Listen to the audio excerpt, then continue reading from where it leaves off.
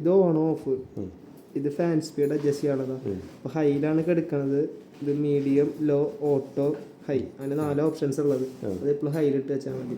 പിന്നെ ഇത് മോഡോളാണ്. ഇപ്പോൾ കൂൾ മോഡിലാണ് എടുക്കുന്നത്. രണ്ടാമത്തെ ഓപ്ഷനാണ് കൂൾ മോഡ്. പിന്നെ എടുക്കുന്നത് ഫാൻ മോഡാണ്. ഫാൻ മോഡ് എന്ന് പറഞ്ഞാൽ സീലിംഗ് ഫാനിന്റെ പകരം വെറുതെ വർക്കാവും. പിന്നെ ഇത് ഡ്രൈ മോഡ്, വയർപ്പ് കാര്യങ്ങളൊക്കെ വലിച്ചെടുക്കാറുണ്ട്. അതിലിട്ടാലും പ്രോപ്പറായിട്ട് തണുപ്പ് കിട്ടില്ല. പിന്നെ ഇത് ഓട്ടോ മോഡ്. ഈ 3 മോഡുകളിലും ഏതിലെല്ലാം വന്ന് എടുക്കാം. കൂൾ മോഡിൽ ഇട്ടാൽ മാത്രമേ നമുക്ക് തണുപ്പ് കിട്ടുള്ളൂ. അപ്പോൾ കൂൾ മോഡിൽ എപ്പോഴും ഇടാൻ ശ്രദ്ധിക്കുക. പിന്നെ അത് ഹൈ പവർ എന്ന് പറയും. ഒരു വട്ടം ഞെക്കി കഴിഞ്ഞാൽ ഹൈ പവർക്ക് പോകും. AC ഫുൾ പവറിൽ വർക്ക് ചെയ്യും. ഇപ്പൊ ഹൈ പവർ. പിന്നെ വീണ്ടും ഞെക്കി കഴിഞ്ഞാൽ എക്കോയ്ക്ക് പോകും. എക്കോ എന്ന് പറഞ്ഞാൽ ഏറ്റവും പതുക്കെ പോകുള്ളൂ. പിന്നെ നോർമൽ. വീണ്ടും ചെക്ക് കഴിഞ്ഞാൽ നോർമലിക്ക് വരും. പിന്നെ ഇത് ടെമ്പറേച്ചർ കൂട്ടാൻ, ഇത് കുറയ്ക്കും തോറാണ് നമുക്ക് തണുപ്പ് കൂടുക. പിന്നെ ഇത് എയർ ഫ്ലോയാ.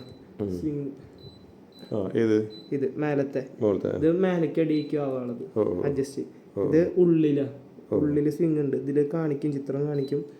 ഒരെണ്ണം ഇത് അങ്ങോട്ട് പോയി, ഒരെണ്ണം ഇങ്ങോട്ടും, രണ്ടും അതിന്റെ ഉള്ളില് സ്വിങ് കണ്ട ഉള്ളിലേക്ക്. ഇപ്പൊ ഒരെണ്ണം അങ്ങോട്ട്, ഒരെണ്ണം ഇങ്ങോട്ടാണ്.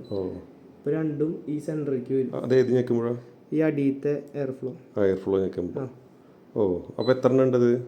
അത് കുറച്ച് ഓപ്ഷൻസ് ഉണ്ട്.